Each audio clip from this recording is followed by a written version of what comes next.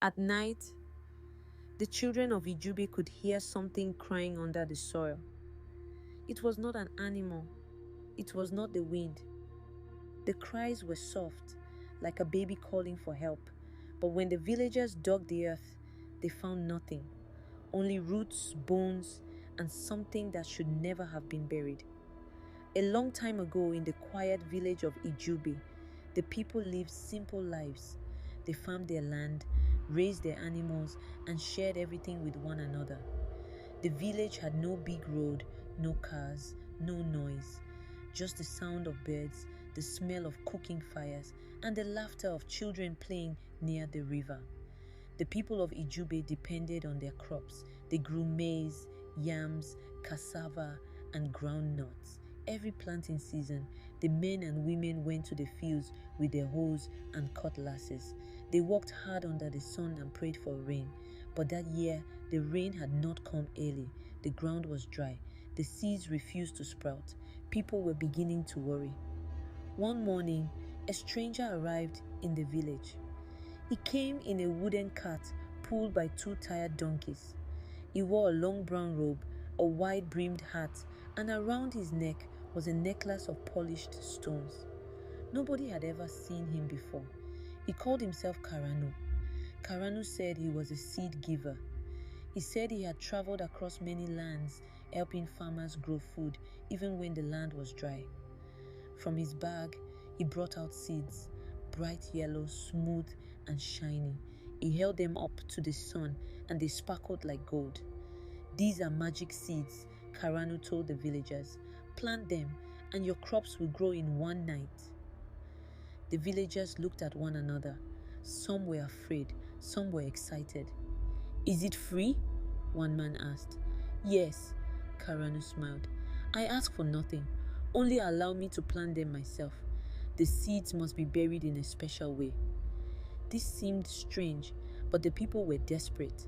They agreed. One by one, the families showed Karanu their farms. Every evening, he went from field to field with his bag of seeds. He walked alone. He told everyone not to follow him. "It must be done in silence," he said. By the next morning, the first strange thing happened. In Mama Dede's farm, tall green maize had already shot up overnight. The villagers were shocked. The same thing happened in Pakolapo's cassava field. The crops were growing too fast, too big, too quickly. Within 3 days, every farm was full of ripe, heavy crops. The people were happy. They danced and sang. They called Karanu a gift from the gods. But the joy didn't last. 1 week later, Pakolapo's goats disappeared. Then Mama Dede's youngest son started coughing. He said he heard whispers whenever he stood near the farm. A baby was born with no fingers. Chickens began pecking at empty air, as if chasing something no one could see. The people went to the village elder, Baba Oluma. He was very old and blind in one eye, but he could still feel when something was wrong. "These things are not normal," Baba Oluma said. "This man, Karanu, what do we really know about him?" A young boy named Tay had also been curious. Tay was 12, skinny, and always full of questions. He had seen Karanu digging late into the night. Something in his gut told him he wasn't right. One night, Tay followed him. He kept low behind the trees, not making a sound. He watched Karanu go to the edge of Mama Dede's farm. The man opened his bag, but this time he did not bring out seeds. He brought out a sack. Tay saw Karanu untie it. Bones fell out. Small bones, human bones. Some were still fresh. Tay's heart almost jumped out of his chest. He ran all the way home, barefoot, his legs shaking. The next morning, he told Baba Oluma everything. The old man called the villagers together. "Tay has seen something terrible," he said. "We must dig the land." At first, the villagers were afraid, but they trusted Baba Oluma. So they took their hoes and began to dig the fields where Karanu had planted the shiny seeds. What they found made the women scream and the men fall to their knees. There were bones, teeth, pieces of hair tied with red cloth, cowrie shells stained with something black, and under Mama Dede's yam hill, they found a small wooden carving with eyes made from glass. It was weeping. That same day, Karanu disappeared. His donkeys were still tied to a tree, but his cat was gone. Nobody saw him leave. It was as if he had vanished into thin air.